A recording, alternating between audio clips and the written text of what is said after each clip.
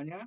Alhamdulillah, puji syukur kita panjatkan kehadirat Allah Subhanahu wa Ta'ala yang Maha Pengasih, Penyayang, dan Maha Segala-galanya. Di pagi yang sejuk ini kita masih bisa bertemu di ruang Zoom APBBI yang rutin diselenggarakan setiap hari Sabtu 2 minggu sekali.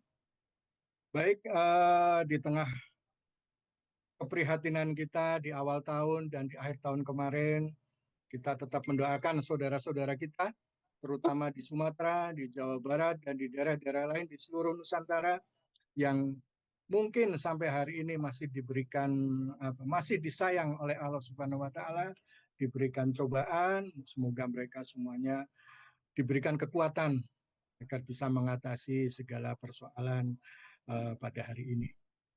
Baik, terima kasih juga saya sampaikan kepada seluruh pendiri pengurus APPBBI, seluruh mitra dari APPBI, baik Yayasan Batik Indonesia, P3BC, Paguyuban Lampung, Sekar Jagad, Yayasan Batik Jawa Barat, dan lain-lain yang selalu support dan mendukung kegiatan APPBI. Tercinta juga untuk seluruh anggota APPBI dan seluruh peserta Zoom yang selalu ikut aktif mengikuti Zoom kita dan tetap bertahan berada di grup Zoom APPBI dari sejak tahun 2020 hingga sekarang.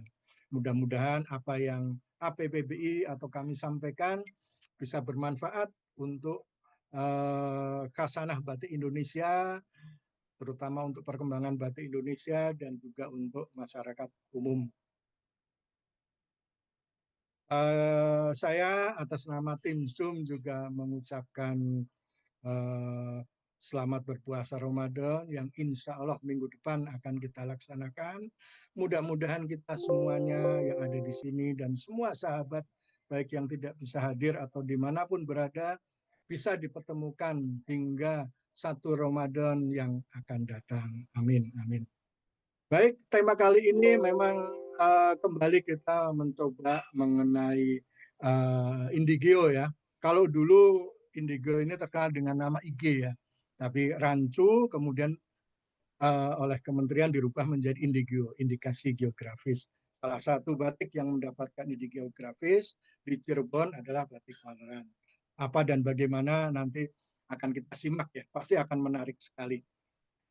Baik, tidak lupa untuk yang pertama saya minta kehadiran atau petuah atau sambutan ya dari Ketua Umum APPBI Mas Haji Dr. Komarudin Kudia mengenai situasi batik di Indonesia maupun perkembangannya.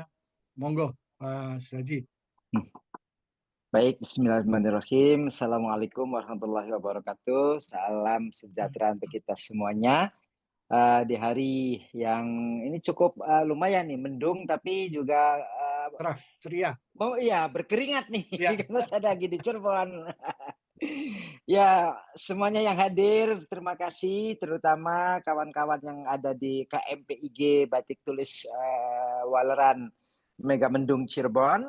Kemudian juga Mas Haji Agus yang senantiasa aktif ya, membantu ke APPBI, kemudian moderator kita, Ibu Wayan, dan seluruh narasumber ya. Ini alhamdulillah makin bertambah nih pesertanya ya, karena memang kalau kita tahu batik Waleran ini adalah merupakan salah satu batik yang mendapatkan sertifikat Indigeo. Baru beberapa hari yang lalu kita telah launching, disupport oleh salah satu perusahaan yang menghasilkan kain ya, PT APR atau Asia Pacific Rayon, dan insya Allah nanti ke depan kita terus akan menjalin kerjasama dengan APR untuk APPBI. Jadi untuk tadi kegiatan APBI di tahun ini insya Allah akan mengadakan pameran yang diselenggarakan asli oleh pengurus APBBI. Mohon support ya semuanya. Baik, untuk kaitannya dengan batik Waleran ini merupakan yang ke-9 kalau tidak salah ya, didaftarkan di Kementerian Hukum. Kalau dulu Hukum dan HAM, kalau sekarang Kementerian Hukum. Dan insya Allah nanti akan menyusul di tahun-tahun ini beberapa indigio yang lainnya gitu. Nah, kaitannya dengan Waleran, ini nanti saya mohon Pak Eri juga harus menjelaskan kenapa sih Waleran ini kok mendapatkan indikasi geografis ya. Karena bukan saja ragam biasnya yang konon gradasi warnanya, namun di sini adalah teknik Waleran ini yang sangat halus, kemudian juga dengan ritme yang konsisten, kemudian tingkat kepresisiannya karena dengan menggunakan canting walerannya atau canting tembokan yang ujungnya dikasih kain dan segala macam. Namun yang sudah pasti ini semua karena apa? Adanya touch experience ya yang berupa touch itu berarti kemampuan dari seseorang yang susah untuk dituliskan dalam bentuk narasi, dan touch knowledge, pengetahuan yang turun temurun dari kami masyarakat Cirebon itu yang menyimpan berbagai macam filosofi, ada keseimbangan, ada filosofi tentang keteraturan, filosofi tentang ketabahan. Karena ketika membuat Waleran ini harus semua kita fokus ketika canting digerakkan, kita harus membuat garis yang rata. Karena di dokumen ya DD, dokumen deskripsi Waleran itu ketika kondisi lilinnya tidak rata, maka itu termasuk bukan Waleran yang kualitasnya bagus. Dan lain-lainnya nanti akan dijelaskan oleh narasumber. Kami akan menyimak dari Panembahan di sini, di Cirebon. Mudah-mudahan acara ini lancar dan terima kasih sekali lagi untuk semua yang hadir di siang hari ini. Mudah-mudahan ada manfaatnya. Ya, kemudian tadi ucapan selamat momen Ramadan. Kami juga mengucapkan mohon maaf kalau kami memiliki banyak kesalahan. Insya Allah kita di Ramadan kita terbebas dari kesalahan-kesalahan yang kita lakukan ya. Itu saja. Selamat melakukan Zoom webinar dan saya standby sampai akhir acara. Bismillah. Mangga. Assalamualaikum Baik. warahmatullahi wabarakatuh. Waalaikumsalam Waalaikumsalam warahmatullahi warahmatullahi wabarakatuh. Baik, wabarakatuh. matur nuwun Pak Komar. Mudah-mudahan situasi geopolitik perbatikan Indonesia bisa lebih cerah Amin, amin, dengan amin. tetap Amin. eksisnya kami di APPBI dan penjaga-penjaga budaya, para perajin-perajin batik yang tergabung di APPBI maupun yang belum tergabung di APPBI. Baik, Amin. di awal tadi sudah kita laporkan juga ada video mengenai donasi. Terima kasih untuk seluruh pecinta batik dan perajin batik yang sudah memberikan donasi. Kita sudah tahap pertama kita sudah kirimkan ke Tamiang Aceh. Untuk tahap kedua kita sedang kumpulkan. Silahkan baik bagi pecinta batik yang ingin berbelanja atau berdonasi, nanti ada link bursa batiknya ada di kolom chat. Monggo, silahkan berbelanja batik asli sekaligus berdonasi. Baik, untuk narasumber kali ini salah seorang pengurus APBBI bidang luar negeri dan juga seorang pecinta batik, penggiat budaya di Singapura, juga sekretaris dari KCBI cabang Singapura yang selalu support ya kepada kita. Beliau juga koleksi Megamendungnya cukup banyak. Salah satu pecinta Megamendung, makanya tidak salah kalau kami memilih beliau untuk menjadi moderator kali ini. Baik, untuk Ibu Wayan Lesi, monggo silakan diatur waktu dan segalanya sesuai dengan kebiasaan Zoom APBBI. Monggo, waktu dan tempat saya persilakan. Matur nuwun Pak Agus, terima kasih banyak Pak Agus atas pengantarnya. Assalamualaikum warahmatullahi wabarakatuh, salam sejahtera dan salam kebajikan. Saya Wayan Lesi sampaikan kepada semua hadirin webinar APPBI ke-107 di pagi hari yang di Singapura cerah ini, Sabtu 14 Februari 2026. Batik Waleran adalah teknik membatik berkarakteristik unik yang menampilkan kecakapan artistik yang tinggi yang memerlukan keahlian dan pengetahuan dengan sejarah yang panjang dan pengalaman dengan jam terbang yang tinggi. Contohnya pada batik Megamendung, lapis demi lapis, gradasi awan tidak sekedar dicanting lalu diwarnai begitu saja. Cara yang khas dilakukan oleh para pebatik di Cirebon untuk menghasilkan gradasi batik yang terbaik. Batik Waleran kini telah terdaftar berindikasi geografis dari Cirebon. Apakah yang dimaksud dengan identitas indigeo atau identitas indikasi geografis ini? Apa signifikansi dari identitas indigeo ini? Siapakah yang berhak mengajukan perlindungan hak kekayaan intelektual ini?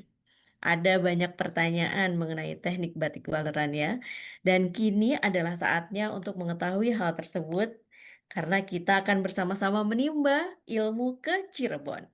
Alhamdulillah bersama kita telah hadir para narasumber yang tentunya tidak asing lagi bagi para pecinta batik khususnya batik Cirebon. Hari ini kita punya 2 narasumber dan 2 pemaparan materi. Mohon izin perkenankan saya untuk memperkenalkan sekilas tentang beliau berdua. Bapak Heri Kismo STMM, lahir pada tahun 1973 di Cirebon. Owner Batik Hafian ini adalah sarjana teknik mesin dari Institut Teknologi Bandung dan Magister Manajemen dari Institut Teknologi Harapan Bangsa. Sebagai pribadi yang optimis, Bapak Heri sangat antusias dalam mengembangkan batik yang merupakan ketertarikannya seiring dengan pendidikan dan kemanusiaan. Selain aktif sebagai pengusaha, beliau juga aktif dalam berorganisasi. Beliau adalah Ketua Yayasan Al-Munawir Kabupaten Cirebon, Ketua Paguyuban Perajin dan Pengusaha Batik Cirebon, dan sejak tahun 2021 beliau adalah Ketua Komisi Tetap Kadin Bidang Pemasaran dan Pengembangan Pasar Kabupaten Cirebon. Selain hobi membaca, Pak Heri ini juga hobi berolahraga dan traveling loh. Baik, masih banyak tentang Pak Heri, tapi kita lanjut langsung ke narasumber yang kedua kita, yaitu Bapak Subroto. Beliau menyelesaikan sekolah menengah tingkat pertama di SMPN 3 Cirebon dan sekolah menengah atas di SMU Muhammadiyah Cirebon. Beberapa pendidikan non-formal beliau diantaranya adalah peserta pelatihan pemasaran dan kemasan produk, peserta pelatihan peningkatan keterampilan pemuda pengrajin batik spesialisasi motif kuno, dan peserta pendidikan dan pelatihan keterampilan kejurusan batik tulis. Beliau juga berpengalaman sebagai instruktur batik di beberapa sekolah, narasumber acara talk show dan workshop batik di Cirebon. Mengikuti pameran UKM Batik Cirebon dan juga beliau mengikuti uji kompetensi pendidikan kursus dan pelatihan pendidikan nonformal. Demikianlah sedikit perkenalan dengan Bapak Heri Kismo dan Bapak Subroto. Sebenarnya ada narasumber kita yang ketiga, namun saya rasa tidak perlu diperkenalkan lagi karena beliau adalah host webinar ini ya. Kepada narasumber kita, baik, untuk sesi tanya jawab, hadirin dimohon untuk menuliskan kepada siapa pertanyaan diajukan karena narasumber kita ada 2 ya, dan dapat ditulis di kolom chat yang nanti akan saya bacakan pada saat sesi tanya jawab setelah pemaparan kedua materi. Dan ada 3 hadiah buku dari narasumber untuk 3 penanya pertama. 3 hadiah buku dari Pak Heri. Dan juga ada 3 kuis. 3 kuis berhadiah 3 kain batik Waleran. Kepada yang dapat menjawab kuis. Jadi mohon diperhatikan ini materinya karena akan ada kuis ya. Wah, luar biasa sekali. Baik, untuk mengefektifkan waktu kita langsung saja serahkan kepada Bapak Heri Kismo sebagai narasumber pertama untuk memulai pemaparan materinya. Monggo pada Pak Heri Kismo dipersilakan. Assalamualaikum warahmatullahi wabarakatuh, teman-teman dari APBBI, kemudian dari akademisi, teman-teman dari asosiasi ataupun dari komunitas. Saya akan berusaha memaparkan tidak lebih dari 15 menit. Mohon di-share, Mas, untuk materi PPT-nya.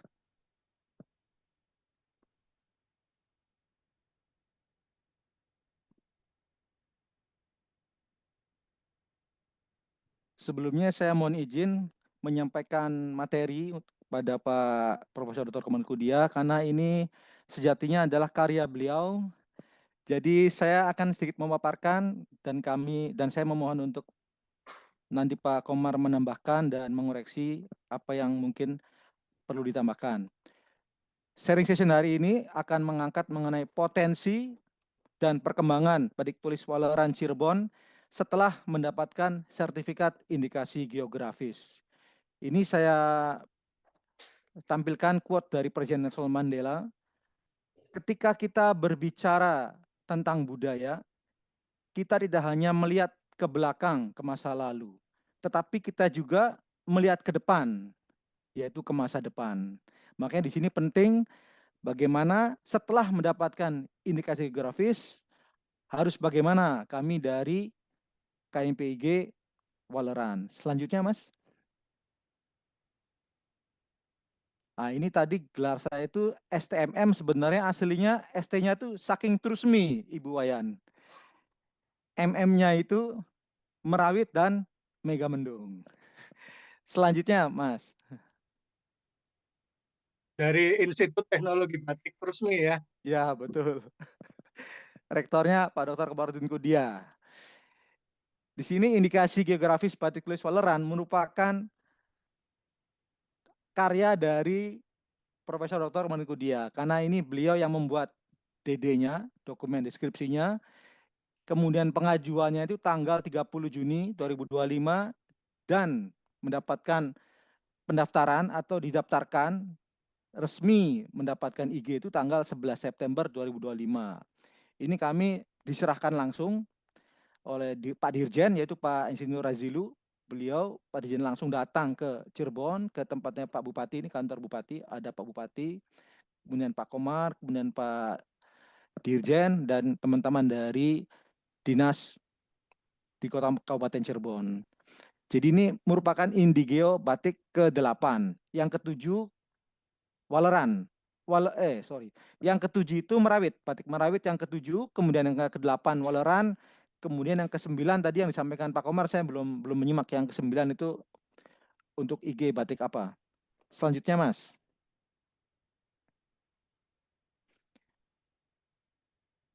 Untuk mendapatkan indikasi geografis, tadi Pak Komar menyampaikan yang pertama harus unik, khas, prosesnya itu harus unik. Yang kedua jelas di mana dikerjakannya, makanya ada peta wilayah. Yang ketiga pengrajinnya di mana saja, ada berapa. Yang keempat harus terkenal. Jadi misalnya tidak terkenal nggak bisa. Syarat keempat harus terkenal. Yang kelima itu belum didaftarkan oleh daerah lain. Nah, ini Batik Waleran ini ada di 2 kecamatan dan ada di 9 desa. Selanjutnya, Mas. Keanggotaan KMPG baik tulis Waleran. Jadi setiap penghasil dan penjual, baik online atau offline, itu wajib terdaftar sebagai anggota KMPIG, baik yang berada di dalam maupun di luar peta wilayah. Jadi KMPIG yang merupakan singkatan dari kelompok masyarakat perlindungan indikasi geografis. Nah, di Cirebon ada 2, KMPIG Merawit, KMPIG Waleran. Di mana untuk mendaftar keanggotaannya? Lah, langsung datang ke bisa didaftarkan langsung ke sekretariat KMPIG atau bisa melalui WhatsApp juga bisa. Bisa menghubungi saya langsung atau menghubungi Ibu Lilis. Selanjutnya, Mas. Standar kualitas batik tulis Waleran. Jadi setiap anggota yang sudah terdaftar di KMPG berhak menggunakan logo label Indigeo keanggotaan di toko offline maupun online. Yang kedua, setiap anggota yang ingin mendapatkan itu wajib melakukan quality control, grading. Nah, ini dilakukan oleh tim grading dari batik dari KMPIG. Setiap batik yang sudah diberikan label akan tertulis dalam QR code dan website KMPIG. Ini bisa terlihat. Apa aja yang ada, informasi apa aja yang ada, itu ada tingkat kualitas batik, kemudian riwayat pembuat batik, atau kata Pak Komar itu keterunutan. Kemudian storytelling dari batik tersebut. Next, Mas. Makna dan dampak sertifikat Indigeo. Jadi Indigeo merupakan pengakuan hukum terhadap produk yang memiliki kualitas, reputasi, dan karakteristik khas suatu wilayah. Terus maknanya apa buat kami, Batik Waleran dan Merawit?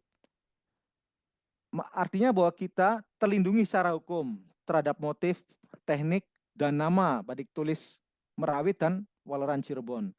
Penguatan identitas daerah. Kemudian yang ketiga, peningkatan nilai ekonomi dan daya saing di pasar nasional dan internasional. Dampak langsungnya apa untuk kami? Meningkatkan kepercayaan konsumen, kemudian meningkatkan minat pasar, perluasan peluang untuk ekspor serta kerjasama lintas sektoral, baik pemerintah, swasta, dan akademis. Jadi pada saat kami menerima sertifikat IG ini, kerjasama terutama dari lintas sektoral sangat berdampak sekali. Misalnya kemarin kami mendapatkan CSR dari Danone, dari Oreo itu 1 miliar kami mendapatkan dana CSR karena salah satu kemasan dari Oreo menggunakan motif batik Waleran, yaitu Megamendung. Nah, ini dampak dari salah satunya karena ada IG dari Waleran. Selanjutnya, Mas. Potensi pengembangan batik tulis Waleran Cirebon. Nah, ini indikasi geografis harus memberikan keberkahan, manfaat bagi kami di Cirebon. Berkah dalam artian bahwa harus membuat kami jadi lebih baik gitu. Lebih baik dalam hal apa? Ekonomi dan lapangan kerja. Lebih baik dalam hal budaya dan identitas lokal. Lebih baik dalam hal pariwisata dan edukasi. Yang ketiga, yang keempat, lebih baik dalam hal digitalisasi dan inovasi produk. Ekonomi dan lapangan kerja, industri batik merupakan menyerap ribuan tenaga kerja lokal, terutama perempuan. Dengan IG, harga jual dan peningkatan permintaan meningkat, memberi dampak signifikan terhadap pendapatan perajin. Potensi pengembangan melalui pelatihan kewirausahaan dan digital marketing. Budaya dan identitas lokal, kemudian pariwisata dan edukasi sudah pasti. Dan yang keempat, digitalisasi dan inovasi produk. Bagaimana supaya berdampak lebih baik? Perlu penguatan pemasaran melalui e-commerce dan media sosial.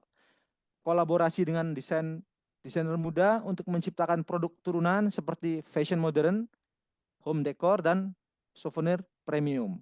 Pemanfaatan teknologi pewarna alam.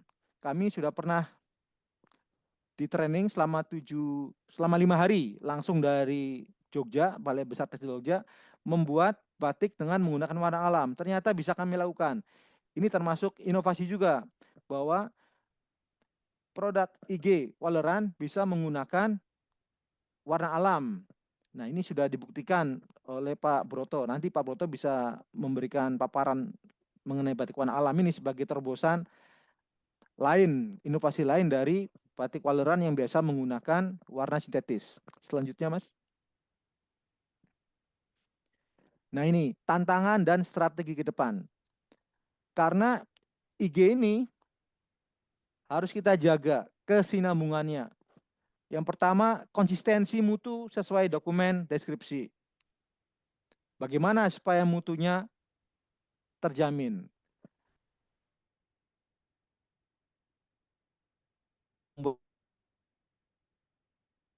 Menerapkan quality gates atau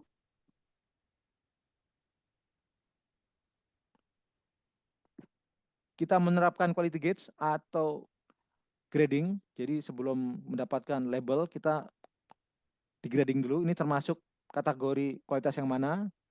Kita membentuk tim pengawasan, yaitu tim grading itu. Kemudian strategi eksis, memposisikan IG sebagai kelas premium. Kita harus menjaga bahwa yang mendapatkan IG, label IG itu adalah yang kelas premium. Sementara inovasi yang di luar pakem atau di luar yang kita grading bisa tetap dijual tetapi tanpa label IG. Jadi kreativitas jalan, IG tetap sakral. Yang kedua, menjaga keunikan Waleran. Bagaimana supaya Waleran itu unik? Tantangannya, keunggulan Waleran ada pada gradasi, pelilinan bertahap, dan pewarnaan berulang. Ini pengetahuan tersirat yang diwariskan turun-temurun. Kalau generasi penerus berkurang, kualitas khasnya pun ikut turun. Yang sudah dicobakan oleh Pak Broto itu ada 19 gradasi lebih. Yang saya pakai ini ada 8 gradasi, 9 warna. Kemudian solusi praktis dari kami bagaimana supaya berkelanjutan program magang 3 sampai 6 bulan. Ini kita sudah kita lakukan yang 3 bulan ini kita menerima magang 3 bulan dari SMK Batik, SMK Gunung Jati. 3 bulan mereka sudah bisa membuat batik tulis Merawit dan batik tulis Waleran. Kemudian berbasis kompetensi, mereka juga diuji kompetensi yang sudah kami training 3 bulan ini, diuji kompetensi. Jadi untuk membuat garis lurus, kemudian membuat garis untuk Waleran, untuk Merawit, kemudian membuat gradasi untuk Waleran, 5-19 gradasi ini merupakan PR buat kami bagaimana supaya tidak hanya Pak Broto dan beberapa pengrajin saja yang bisa menguasai teknik Waleran seperti ini, tapi semakin banyak lagi perajin-perajin yang bisa menguasai teknik Waleran seperti ini. Kami juga berusaha untuk membuat dokumentasi cita rasa, jadi indikator visual, ketebalan malam, kemudian timing celupnya, bagaimana cara mencelup, kemudian bagaimana cara mengeringkan, ada yang melalui penjemuran atau tidak, supaya warna dari gradasinya bisa berbeda. Nah itu sudah dikuasai Pak Broto, tinggal dokumentasinya aja Pak Broto, supaya kita bisa mentransfer pengetahuan ini ke perajin-perajin yang lain. Strategi eksis. Jadikan 19 gradasi sebagai signature untuk lini tertentu. Tidak semua produk wajib 19, tetapi IG harus punya definisi mutu yang jelas sehingga supply lebih realistis dan harga tetap masuk akal. Jadi dari mulai gradasi 3 gradasi, kemudian 5, 9, seterusnya sampai 19, itu harus kita jaga mutu dan keunikannya. Selanjutnya Mas. Slide selanjutnya Mas. Kesimpulan dari kami, agar sertifikat indikasi geografis benar-benar menghasilkan nilai ekonomi, pengusaha batik harus bergerak dalam satu sistem. Satu sistem, satu identitas, dan satu visi. Nah, kita sudah punya kuncinya, yaitu 3 value dari P3BC. 1 wadah kuat, P3BC yang aktif dan dipercaya. Berarti kita memperkuat persaudaraan. Yang kedua, 1 standar kualitas dalam IG yang terjaga. Karya yang berkualitas. Yang ketiga, 1 arah promosi. Kita bersama-sama mempromosikan untuk memperkuat nama batik Merawit dan batik Waleran Cirebon ini di pasar nasional dan global dengan rasa bahagia. Dengan rasa bahagia, kemudian dengan persaudaraan kita ciptakan karya yang berkualitas untuk menembus pasar nasional dan global. Saya tutup dengan quote, kalau kita berdiri sendiri, kita hanya seorang pengrajin. Tapi kalau kita bersatu, kita jadi kekuatan ekonomi, budaya Cirebon, dan Indonesia. Terima kasih banyak. Assalamualaikum warahmatullahi wabarakatuh. Pas ini 15 menit Masya kurang. Allah, luar biasa. Terima kasih Pak Heri, tepat waktu dan compact. Terima kasih banyak Pak Heri Kismo, paparan yang sangat bagus dan informatif. Ternyata potensi dan perkembangan batik tulis Waleran Cirebon setelah mendapatkan sertifikasi indikasi geografis ini sangat menjanjikan ya Pak di masa depan. Ya, betul Bu. Baik, memang persoalan pelindungan hak atas kekayaan intelektual ini di dunia batik merupakan hal yang mendasar dan penting. Baik, kita masih ada 1 pemaparan lagi. Untuk itu langsung saja saya persilahkan narasumber kita yang kedua yaitu Bapak Subroto untuk memaparkan materi yang kedua. Kepada Bapak Subroto, sumonggo. Terima kasih untuk Ibu Wayan. Assalamualaikum warahmatullahi wabarakatuh. Hamdan syukron lillah. Waalaikumsalam La hawla warahmatullahi Warahmatullahi wa la wabarakatuh. quwata illa billahil aliyil azim. Eh, Sebentar, nanti saya bagikan materinya dulu.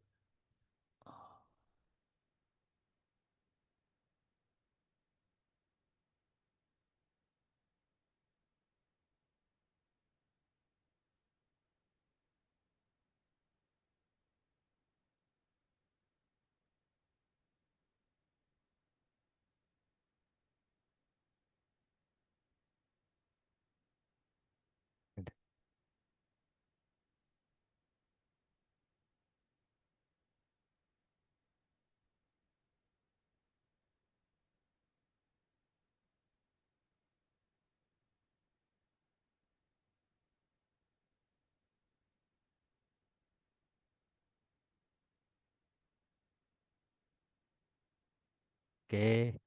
eh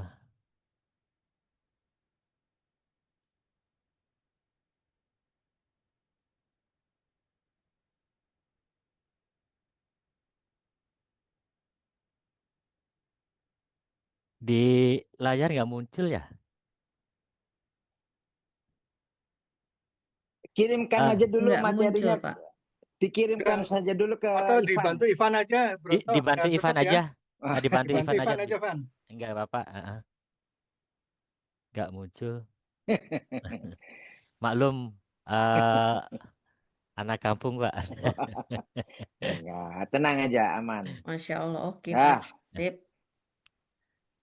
Oke, saya akan mencoba memaparkan proses berlapis-lapis megamendung terkait dari teknisnya, terkait dari pencelupannya sampai nanti di ending di proses pelorotan dan proses 2 kali prosesnya. Next,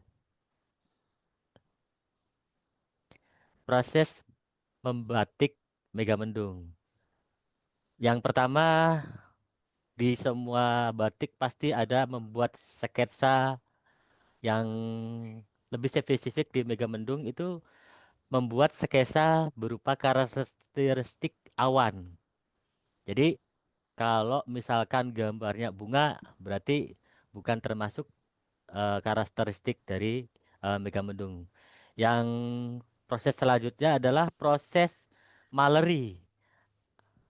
Karena atau proses waleran itu tekniknya namanya maleri. Awal menimpa garis sketsa dengan lilin menggunakan canting nomor 7.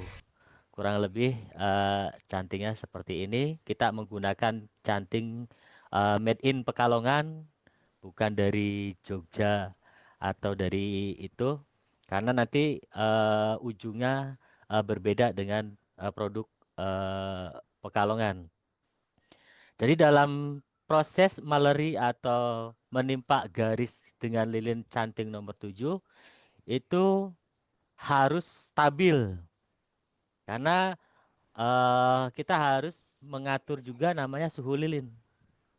Itu riskan banget karena kita menggunakan canting besar, beda dengan batik-batik lain yang hanya menggunakan canting klowong.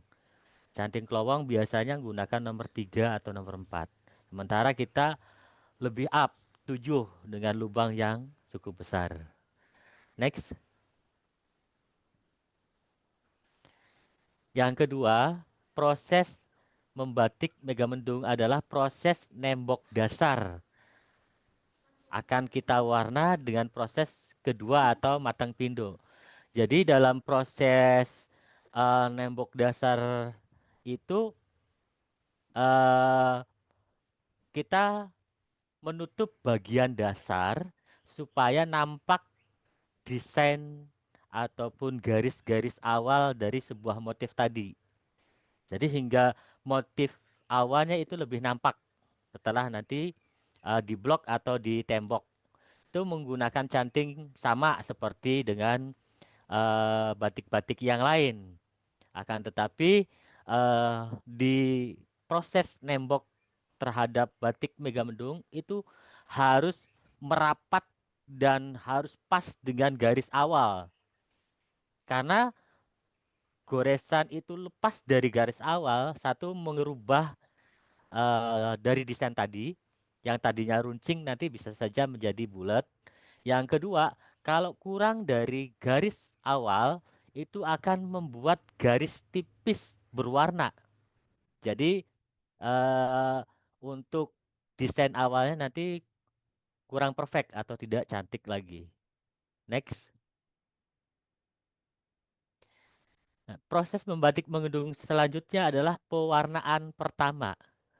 Nah, pewarnaan pertama itu selalu menggunakan warna indigo sol. Perbandingannya kain 2,5 meter itu biasanya kami yang sering kami lakukan tiap hari itu menggunakan warna 3 gram. Terkait air bisa dikondisikan dengan daerah tertentu. Karena hanya UKM-UKM daerah tertentu tersebut yang mampu mengetahui kandungan kadar airnya. Terkadang kalau saya di Cirebon aja antara di Trusmi sama di Kaliwulu beda kadarnya. Ketajamannya beda, terus istilahnya pewarnanya munculnya berbeda. Jadi terkait dengan air itu bisa disesuaikan dengan kondisi di mana kita membuat batik waleran. Nah, terkait pewarna tadi, kenapa harus kita menggunakan indigosol? Karena indigosol itu pewarna yang mampu istilahnya gradasinya itu bisa kita atur. Akan tetapi untuk gradasi sampai 19 bahkan 21 yang saya produk itu saya tidak menggunakan bantuan matahari atau bahasa kita di Cirebon dilanas. Itu saya tidak menggunakan itu karena faktor X-nya banyak. Nanti saat gradasi pertama itu cahayanya terik, cahaya gradasi kedua itu cahayanya agak pudar, warnanya terlalu jatuh. Jadi nggak turun dengan halus. Makanya kita antisipasi untuk hal tersebut, menghindari faktor X tadi, kita lebih main di HCl atau air keras. Sistem pengair kerasan yang kita mainkan di sana. Karena saya beberapa kali mencoba pakai sinar matahari, hasilnya lebih bagus pewarna tadi. Akan tetapi untuk ngatur ritme gradasi awal sampai akhir itu kita kewalahan. Ritmenya tidak jelas. Tapi kalau kita menggunakan air keras, ritme gradasinya itu lebih jelas, lebih bisa kita atur dari mulai 1 sampai gradasi yang kita inginkan. Sementara kalau kita menggunakan warna naptol itu setelah saya coba itu saya hanya mampu di gradasi 5. Untuk gradasi 6 dan seterusnya itu saya belum mampu, belum bisa. Berkali saya coba belum bisa karena intensitas kadarnya belum mampu saya kuasai terkait dengan masuknya warna ke kain. Nah, seperti Pak Heri tadi saya sampaikan bahwa Megamendung itu juga mampu untuk menggunakan pewarna alam. Pewarna alam pun tidak sebagus dan tidak segampang kita mengatur warna indigosol. Pewarna alam itu ya faktor X-nya banyak. Satu dari pewarna tadi, yang kedua dari cuaca. Kalau di pewarna alam saya biasa menggunakan 3 sampai 4. Kalau 4 itu untuk warna terakhir malah cuma 3. Kalau untuk di 5 saja saya pakai indigo itu naik turunnya saya kewalahan. Karena mungkin saya belum istilahnya belum bisa karena saya jujur untuk pewarna alam saya belum bisa produk banyak ataupun itu karena kembali lagi ke customer. Karena belum banyak yang istilahnya masuk ke merawit atau ke Megamendung ke warna alam. Next. Nah, proses Megamendung, membatik Megamendung yang pertama proses bayangi atau lapisan pertama menggunakan canting nomor 9. Cantingnya di-up lagi dari yang tadi di awal itu kita menggunakan canting nomor 7. Sementara di gradasi kita menggunakan canting nomor 9. Nah, biasanya untuk pengrajin ataupun istilahnya karyawan-karyawan baru saya itu saya antisipasi menggunakan canting nomor 8 akan tetapi memakai kain di ujungnya seperti ini. Karena apa? kurangnya kontrol bagaimana si lilin itu keluar karena lubangnya terlalu besar. Itu kenapa adanya lilin kain ini itu bertujuan untuk mengontrol lilin yang keluar yang ditimpa di kain megamendung tadi. Poin kedua, pewarna kedua dengan takaran yang sama seperti pewarna pertama. Nah, kalau di batik, mohon izin untuk semuanya, warna itu selalu kawin, selalu bertumpuk. Beda saat kita melukis di kanvas ataupun mural di tembok, itu bisa ditimpa. Sementara untuk di batik itu selalu kawin. Jadi saat pewarna pertama kita menggunakan 3 gram, 3 gram itu masih aktif. Saat kita timpa 3 gram lagi, jadi seolah-olah pewarna kedua udah 6 gram. Tapi misalkan kita upin di angka 4 atau 5 sampai 5 gram, itu akan jauh banget. Untuk lapis sampai 7 aja udah berat. Tapi kalau kepengen soft, warna dan takaran air itu harus sesuai dengan di proses awal. Jadi tidak bisa menggunakan pewarna yang ini ada sisa pewarna kita campur, itu nggak bisa karena kontrol dari lapisannya agak susah.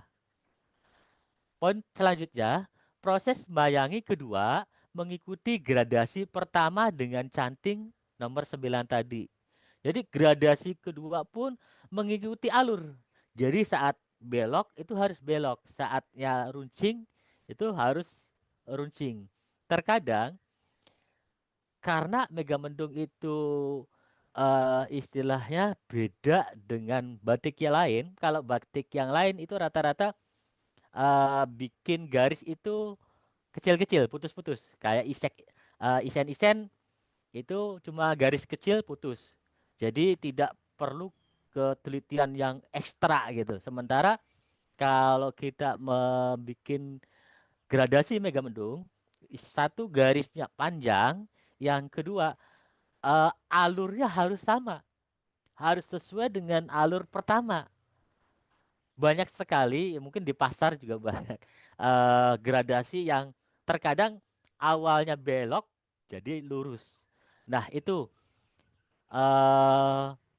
mungkin kesulitan bagi pelaku baru di batik megamendung itu mengatur alur gradasi. Bagaimana gradasi itu ketebalannya harus sama, sementara tetap dalam jalur garis awal. Biasanya itu pengaturan napas, pengaturan konsentrasinya harus maksimal banget. Karena saya yakin batik megamendung itu beda, punya karakteristik sendiri terkait dengan teknik daripada batik-batik lain. Dan seterusnya sampai beberapa lapis atau gradasi yang kita inginkan. Misalkan nih di Cirebon mampu hanya di 19 gradasi 22 warna. Itu yang lagi saya boomingkan, dan untuk sementara ini baru saya sendiri yang bisa di kawasan Cirebon membuat gradasi 19 gradasi 22 warna. Karena gradasi saya punya prinsip sendiri bahwa gradasi itu selalu ganjil. Karena kita Muslim asik dengan hal-hal ganjil gitu. Misalkan beda dengan yang sebelah. Kalau yang sebelah saya amati di lukisan-lukisan Cina itu identik dengan warna genap, tapi tidak ada angka 4 di sana. Jadi mungkin itu. Terus pewarna terakhir sebelum kita menggunakan pelorotan, itu kita menggunakan warna naptol. Tujuannya apa? Untuk mengunci bahwa itu bukan gradasi. Untuk mengunci dari sekian gradasi yang kita buat bahwa kita kunci dengan warna naptol. Biasanya drastis seperti di balik layar saya itu, dari coklat itu kita kunci indigo sol brown, kita tutup dengan naptol coklat. Nah, itu yang di layar saya itu 19 gradasi 22 warna. Contohnya kurang lebih seperti itu. Jadi kalau kita tetap menggunakan naptol di akhir, saya pernah mencoba warnanya antara warna terakhir dengan gradasi terakhir dengan warna dasar dalam megamendung tadi itu tidak signifikan. Jadi kesannya terlalu soft untuk turun terakhirnya. Jadi itu sih dari muda langsung ke turun gelap dan akhirnya dan gelap banget. Itu untuk proses pertama dari mulai desain sampai gradasi terakhir dan pelorotan. Selanjutnya, nah proses menggambar yang kedua adalah memberikan nuansa warna di latar atau di background dari gambar megamendung tadi. Itu proses kedua setelah lorot bila warna latar kepengen selain putih. Misalkan yang di balik di belakang Mbak Wayan tadi hijau muda itu di blok dulu, terus kita bikin untuk warna pinknya. Nah, untuk proses awal untuk gradasi pembikinan latar tadi, tetap yang kita lakukan pertama itu membuat garis putih awal. Jadi garis putih awal itu kita buat lagi. Ketebalannya harus sama, terus liuknya harus sama. Nah, garis putih awal itu kita bikin lagi, bukan sudah muncul, tapi kita bikin lagi yang bersentuhan langsung dengan warna dasar. Tapi untuk garis putih yang bersentuhan dalam megamendungnya itu kita tidak bikin karena sudah ada. Yang bersentuhan dengan warna dasar kita bikin gradasi lagi. Kita bikin gradasi lagi, bikin sketsa dengan canting nomor 7 tadi. Seperti kita bikin sketsa. Setelah itu beres, baru kita blok menggunakan, kalau kita di Cirebon namanya leber. Jadi bambu ujungnya ini apa namanya, benang, atau kalau bahasa orang Cirebon lawe. Ini nih pakai lawenya, ini pakai batang bambu. Ini untuk supaya cepat, untuk kuasnya lah kalau dalam lukis. Tapi untuk di batik namanya leber. Selanjutnya, ya, keunikan megamendung, batik megamendung. Megamendung merupakan adopsi dari dua budaya. Dua budaya, gradasi warna itu diambil dari budaya Cina. Itu biasanya ada di lukisan-lukisan di Gucci yang saya lihat dan beberapa lukisan. Sementara garis awal atau kita sebut waleran atau wadasan kita ambil dari Cirebon. Jadi awal dari megamendung itu sebenarnya adanya wadasan dulu, motif wadasan dulu. Sementara adanya megamendung itu kombinasi dua budaya, budaya Cina dan budaya Cirebon sendiri. Terus mampu berkolaborasi dengan budaya atau motif apapun. Contohnya dengan naga, kupu, burung, buket, dan motif-motif lainnya. Jadi megamendung itu mampu dan istilahnya bisa dikondisikan berkolaborasi dengan motif apapun. Itulah satu keunikan dan yang hanya istilahnya dikuasai oleh Megamendung. Sementara misalkan motif buket di kolaborasi dengan motif-motif lain terkadang tidak sesuai atau tidak asik dilihatnya. Tapi kalau Megamendung berkolaborasi dengan apapun mampu dan bisa menyesuaikan. Terus gradasi warna yang lembut tapi jelas yang ditemukan dan yang tidak ditemukan di motif lain. Jadi Megamendung itu kelihatannya kayak warna tambah tebal aja kalau dari jauh. Tapi kalau kita amati garis itunya jelas, tegas. Meskipun turunan warnanya itu soft, tapi tetap ada pembatas warna, tumpang warnanya jelas. Jadi kalau nggak ada tumpang warnanya, kayak kita nguas tembok, neken terus sambil diangkat dikit-dikit, ya itu namanya bukan Megamendung, itu warna turunan. Ini kan gradasi. Jadi semuanya jelas. Terus tidak semua pembatik mampu mengerjakan batik Megamendung. Karena kata Pak Haji perlu konsisten, kesabaran, dan fokus yang lebih dibanding dengan motif lain.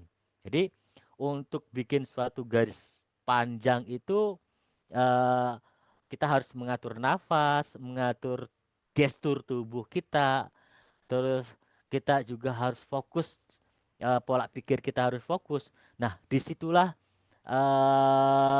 keistimewaan batik Megamendung mengatur keseluruhan tubuh dari pola gerak, pola pikir, juga daya ingat.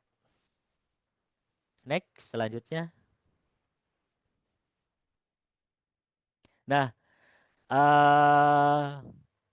ini salah satu contoh-contoh batik Megamendung yang bisa berkolaborasi. Dan mohon maaf untuk ini Mas Agus ada sedikit masukan untuk yang di poin Megamendung Merawit itu bukan termasuk Megamendung. Itu hanya desain awan. Karena Megamendung itu identik dengan wadasan dan gradasi. Mohon maaf, barangkali nanti ada salah, saya mohon maaf. Sementara yang lainnya bisa masuk ke karakteristik Megamendung. Seperti Megamendung berkolaborasi dengan kawung, Megamendung berkolaborasi dengan kupu.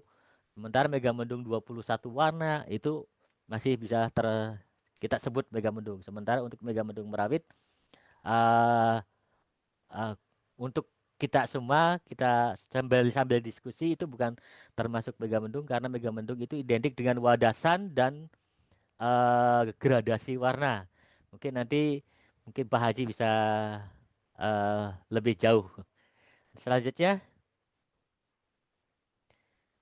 Nah, ini kita tayangkan contoh video bagaimana proses maleri dari sketsa awal. Itu garisnya harus sesuai motif tadi yang awal, terus ketebal. Nah, ini proses ngeblok atau proses bagaimana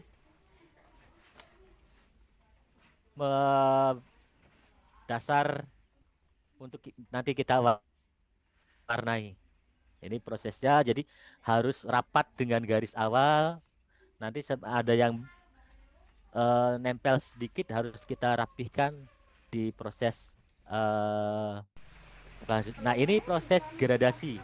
Nah, ini menggunakan canting yang ada ujungnya pakai kain.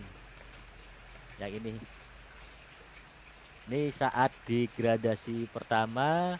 Jadi bagaimana mengatur ritme gerak canting mengikuti garis awal. Ini gradasi yang kedua. Ritmenya juga harus sesuai dengan gradasi pertama. Nah, ini proses ngeblok Megamendung untuk selanjutnya kita proses di pemberian warna dasar. Jadi semakin warna itu banyak, berarti semakin banyak pula penyantingannya. Intinya kunci dari pembuatan batik Megamendung itu satu skill, yang kedua lilin. Bagaimana nanti supaya lilin itu tidak pecah, supaya lilin itu ketebalannya, atau biasanya kalau lilin-lilin pabrikan dari daerah Pekalongan itu langsung kita tuangkan, itu mudah melebar. Tapi kita usahakan bikin lilin saat kita garis itu kayak timbul. Itu saja mungkin yang bisa saya paparkan hari ini. Kurang dan lebihnya saya mohon maaf. Bila ada sesuatu yang benar, itu semata-mata datang dari Allah. Bila ada pemaparan saya yang salah, itu semata-mata dari setan. Saya manusia biasa, tidak bisa berbuat apa-apa. Akhirul kalam. Wassalamualaikum warahmatullahi wabarakatuh. Waalaikumsalam warahmatullahi wabarakatuh. Luar biasa. Wah, makin kagum saya dengan Megamendung nih, dengan teknik waleran ini. Setelah mendengar paparan teknis pembuatannya, wah, nggak kebayang Pak, bagaimana itu 19 gradasi dengan 22 warna sebelum Ya, lihat langsung. Wah, modus itu Pak, modus. iya, Modus pengen punya kain ya. Saya iya. lihat sudah ada beberapa pertanyaan pada kolom chat. Berarti sudah ada 3 penanya pertama dan 3 buku sudah ada pemiliknya ini ya Pak ya. Namun sebelum kita lanjut ke sesi tanya jawab, saya persilahkan kepada Pak Agus untuk membeberkan dulu kain-kain batik cantik yang ada dalam bursa batik APPBI minggu ini. Semoga Pak Agus. Baik, matur nuwun. Tahan nafas ya, tadi 21 gradasi luar biasa ya. Jadi kalau orang melihat lukisan yang bergradasi ternyata berbeda dengan gradasi Megamendung. Ada ketegasan batas yang menjadi ciri khas. Baik, nanti saya bertanya lagi. Bertanya, silakan. Terima kasih buat seluruh pecinta batik, peserta Zoom yang sudah berbelanja batik. Zoom bursa kali ini kolaborasi ya, batik waleran, kemudian ada batik donasi. Jadi batik donasi, kalau Bapak Ibu semuanya bisa lihat di kolom chat, ada link bursanya ya, link bursanya. Kalau bisa dibuka, kalau di situ tulis batik donasi dari ini, itu berarti hasil penjualannya itu semua akan kita donasikan dan kita niatkan untuk saudara-saudara kita yang terkena bencana, khususnya di Sumatera atau di daerah-daerah lain. Laporannya sudah kita kirim, ada tadi di awal video ya. Monggo, Ivan bisa dibuka ininya bursanya.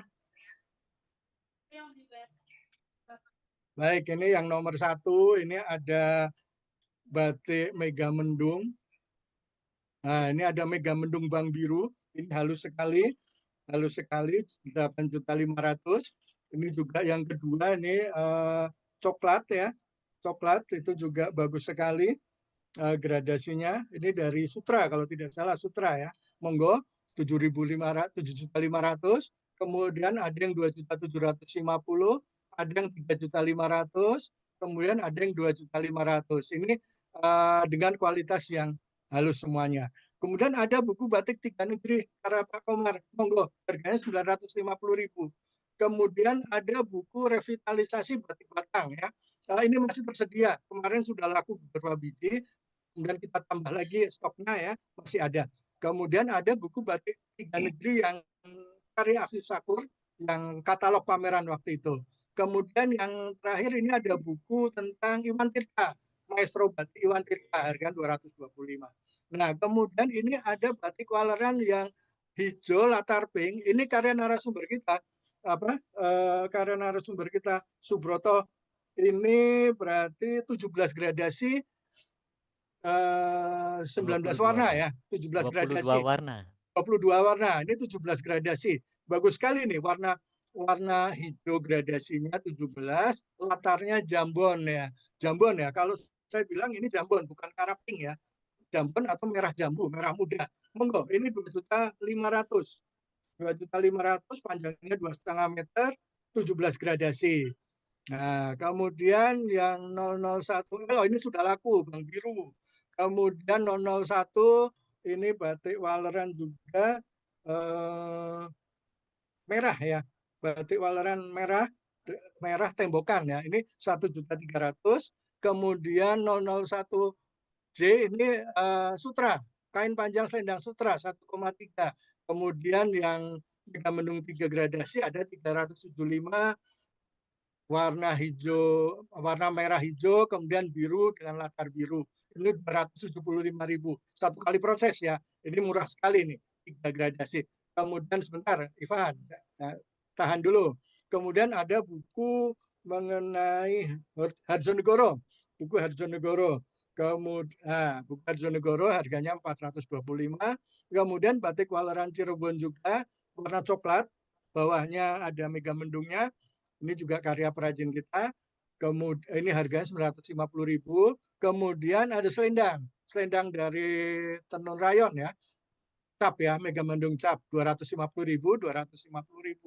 Kemudian nah ini gradasi biru, latar merah dan latar marron ya, satunya marron. Ini berapa gradasi ini, Bro? Itu 13 gradasi. 13 gradasi. 13 gradasi warna biru. Kemudian latarnya yang ini merah cabai, yang satunya merah mahron. Ini bagus sekali, ada semburatnya, semburat api ya. Jadi kalau Mega Sumirat ya, seperti Mega Sumirat ya, Broto ya. Iya, iya. Mega Sumirat, jadi ada semburat apinya. Ini harganya 1.750.000. Monggo. Ini ada 3 warna ya. Yang satunya coklat, gradasi coklat dan latar biru. Sama seperti yang di background narasumber kita. Gitu. Ini yang buat semuanya adalah narasumber kita.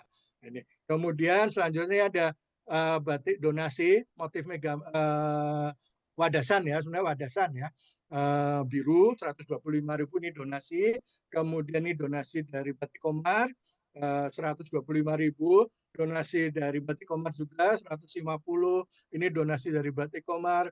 Ada donasi dari Batik Putri Masina. Ini masih batik-batik yang bernuansa Megamendung atau Waleran. Kemudian yang lainnya adalah batik-batik donasi yang akan kita donasikan hasilnya ke para saudara-saudara kita yang terkena bencana. Monggo silahkan dipilih-pilih. Yang berminat langsung klik di linknya, langsung check out, pilih kurirnya, pilih pembayarannya, langsung bayar dengan kris atau transfer, nanti langsung akan diproses. Kalau kesulitan bisa hubungi saya 081 2929 6628. Monggo silakan berbelanja batik-batik tulis Waleran yang cantik-cantik sekali, dan juga batik-batik donasi dari para perajin batik Indonesia yang hasilnya akan didonasikan untuk saudara-saudara kita yang terkena bencana. Terima kasih. Monggo Ibu Wayan dilanjutkan. Nggih, matur suwun, keren bagus. Sekali lagi kami ucapkan kepada para pecinta batik atas dukungannya kepada para perajin batik melalui bursa ini. Bursa APPBI, asli batiknya, asli harganya. Langsung demam ini ngeliat kain-kain. Bagus-bagus, Masya Allah. Latar jambon itu cantik sekali. Iya, udah ada yang 17 gradasi lagi ya, Pak. Masya Allah. Baik, alhamdulillah di sini sudah ada beberapa pertanyaan, Pak. Dari pertanyaan pertama, nih nanti kepada 3 penanya pertama, yaitu Bapak Muhammad Ibnan Syarif, Bapak Anggit Arifionto, dan Bapak Sua Adinegoro ya. Nanti mungkin akan dihubungi Pak Agus ya, Pak Agus ya. Boleh Untuk minta ini alamatnya? Bisa kirim alamatnya ke WA saya. 081 2929 6628 atau nanti lihat di kolom chat. Ya, untuk mendapatkan 3 buku hadiah dari Bapak Heri. Terima kasih. Baik, saya bacakan pertanyaannya. Dari Bapak Muhammad Ibnan Syarif, yaitu pertanyaan untuk Bapak Heri Kismo. Salah satu ciri dari batik Waleran adalah menampilkan perpaduan unsur laut dan megamendung dengan pewarnaan bertingkat atau gradasi. Apakah munculnya teknik pewarnaan yang bertingkat atau gradasi dipengaruhi oleh teknik sungging pada wayang kulit? Mohon dijelaskan teknik pewarnaannya. Bagaimana Pak Heri? Apakah akan langsung dijawab? Ini Ibu Wayan sudah dijawab sama Pak Komar nih. Nggak apa-apa dijawab Iya, aja nggak Om. apa-apa. Apakah Wah, Pak jawab aja. Heri mau menjawab? Nah, ini. Karena Iya. saya kurang paham nih. Ini Pak Komar sudah menjawab dengan apa? Dengan jelas dan sokeh ini. Oh, oke. Nih, Baik. ini jawaban beliau nih. Jadi Iya. teknik sungging di wayang bisa jadi meniru dari gradasi megamendung. Ragam bias megamendung sependek yang saya ketahui sudah ada sejak 200 tahun sebelum Masehi. Saya tahun 2014 Pak Komar langsung nih ke museum yang ada di Institut Konfusius. Di sana ornamen megamendung banyak menghiasi bangunan tersebut. Kalau megamendung diadopsi di batik Cirebon disinyalir karena adanya akulturasi budaya Cina yang dibawa oleh rombongan Ratu Ongtin yang dipersunting oleh Syekh Sarif bin Jati atau Gunung Jati. Ini sudah sangat akurat ini. Jadi pertanyaan dari Pak Ibnu Syarif sudah dijawab dengan Bagaimana Pak Ibnu Syarif? Ibnan, Oke ya, Ibnan Pak? Syarif. Gimana Pak Ibnu? Jangan atas jawabannya Pak Komar Tinggi. ini ada penjelasan Jadi, yang jelas. Oh, Mungkin ternyata kalau beliau ada di situ. Pak Heri mau menambah akan lebih lengkap lagi mungkin. Monggo Mas Heri. kalau jawaban saya, karena teknik di wayang dengan di batik itu, mohon maaf ya Pak, relatif lebih mudah di wayang. Kalau di wayang kan pakai cat dan kawas itu. Yes, betul. Jadi mau gradasi berapapun kalau di wayang itu bisa karena sudah tahu hasilnya sebelum dilorot. Kalau di batik itu Pak, seperti tadi bilang Pak Broto, sampai beliau tidak berani menggunakan indigosol pengeringannya lewat matahari. Nah, karena untuk menjaga gradasi yang 19 warna itu tetap antara yang muda semakin tua itu kalau di matahari seperti paparan Pak Broto tadi bisa lepas warnanya, bisa nanti sama antara warna yang ke 10 sampai ke 19. Makanya beliau menggunakan teknik tidak dijemur atau tadi bahasa Jepangnya apa tadi itu? Dilanas. Dilanas ya. Dilanas. Jadi begitu Pak Muhammad Ibnu Syarif, terima kasih banyak Pak ya. Ya, terima kasih Pak. Ya. Izin menambahkan kaitannya dengan tadi dilanas itu sebenarnya zat pewarna itu diaktifasi. Istilahnya itu kandungan fotonnya itu kena sinar ultraviolet sama kena energi listrik. Nah, ketika kondisinya mendung, maka itu energi listrik dan ultravioletnya terhalangi oleh mendung. Maka benar apa yang dikatakan Pak Broto itu, saya hanya melengkapi, menambahkan kalau tidak ada unsur tadi sinar ultraviolet dan energi listrik yang dipancarkan oleh sinar matahari, maka itu stabil. Apalagi di ruangan yang dengan kondisi yang sama gitu. Itu saja. Makasih. Mohon penjelasan Pak Komar dan Pak Heri. Itu kalau di wayang menggunakan cat itu kan mudah ya untuk gradasi itu. Tapi ini batik dengan bahan cair. Berarti itu setiap kali satu pewarnaan kemudian langsung di malam. Jadi gini, kalau di wayang, tadi Pak Heri tadi sudah menjelaskan warna sebelum ditempelkan ya ke kulit wayang itu ya, itu kita sudah tahu warnanya. Tapi kalau teknik megamendung ini kita itu ya kayak simsalabim, tapi simsalabim yang memang sudah terukur karena pengetahuan. Masih meraba-raba. Iya, jadi warna kedua, ketiga, keempat itu kira-kira intensitas yang bakal naiknya itu sekian persen. Dan itu hanya dikontrolnya itu dengan timbangan yang benar-benar akurasinya itu tinggi. Kalau akurasinya nggak tinggi, timbangannya nggak tepat, bisa jadi warna itu loncat. Betul ya Mas Broto ya? Bener banget Loncatnya Pak itu Haji. tinggi Jauh. banget gitu. Oh iya. Bisa jadi dari warna ke-7, ini sebenarnya warna ke-12 nih ya. Iya, Gitu. bisa. Itu sering terjadi. Nah, itu. Ya, apalagi kalau melihat teknik pewarnaan batik itu kan kadang ya hasil warna itu kan tidak sesuai dengan apa yang kita Harapkan. rencanakan itu karena tergantung pada ketepatan dalam menimbang atau ketepatan. Yes, betul sekali. Gitu. Nggih. Jadi memang Nggih. rumit sekali ini yang Ya. kalau menurut saya teknik pewarnaan yang sangat rumit pada batik yang tidak dijumpai pada batik-batik yang lain itu Pak Komar dan Pak Laras, Heri. laras. Ya. Oke, terima Nggih, kasih matur nuwun. atas penjelasannya Pak Komar dan Pak Nggih, Heri. monggo. Makanya Terima kasih dari Bu dari Wayan. DJKI Pak Nggih. Pak Sarif, wajar kalau DJKI memberikan IG ini untuk Cirebon. Ya. Iya, betul. Oke, baik. Ini ada pertanyaan kedua ya, Pak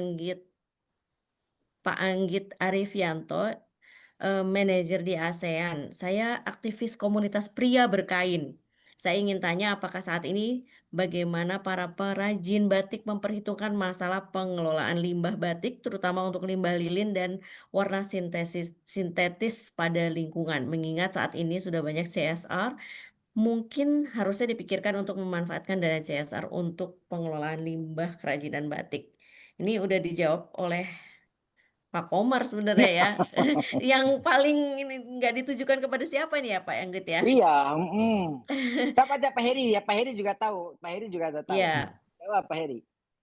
Jadi Pak Anggit, kami dari P3BC sudah bahwa pengolahan limbah ini sudah suatu keniscayaan, keharusan. Kita harus konsen dalam pengolahan limbah. Kemudian kami juga sudah punya alat portable yang sudah cipta. Kebetulan yang membuatnya Pak Komar. Jadi salah satu CSR dari Danone yang Bukan Danon. Mondelez. Oh ya, Mondelez. Dari Mondelez yang membuat kemasan Oreo itu bentuknya motifnya motif waleran. Nah, itu berapa persen itu, berapa ratus juta itu kita alokasikan untuk membeli alat Alimba ini, namanya Alimba. Jadi alat untuk pengolahan limbah batik namanya Alimba. Ini gampang sekali penggunanya karena bisa digotong-gotong. Di mana kita mau pakai, kita bisa gotong-gotong, alatnya sangat ringkas sekali.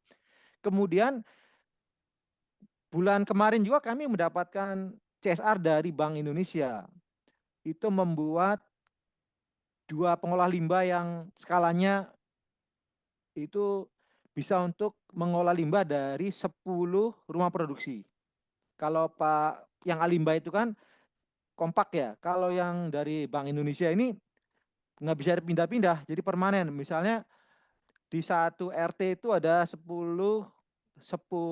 rumah produksi. Nah, itu bisa digabung untuk 10 rumah produksi satu pengolahan limbah itu. Jadi kalau itu lebih rumit sebetulnya, lebih rumit karena kapasitasnya untuk pengolahan limbahnya sangat besar. Bisa untuk 10 rumah produksi. Itu kemarin dari BI membuat di 2 lokasi.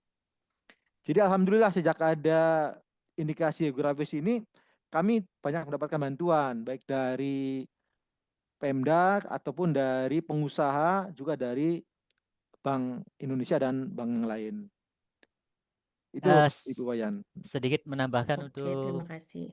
itu terkait limbah lilin yang tadi antara pewarna dan lilin gitu. Untuk di batik itu lilin itu mampu kita daur ulang. Jadi kapasitas limbahnya hanya berapa persen gitu, mungkin nggak sampai 10% pembuangan limbah dari lilin tersebut. Mungkin itu ya, Pak Haji. Ya, betul Mas. Oke Pak, terima kasih atas penjelasannya. Ya. Oke, terima kasih Mas Anggit juga ya. Baik, pertanyaan ketiga yaitu dari Bapak Swadi Negoro.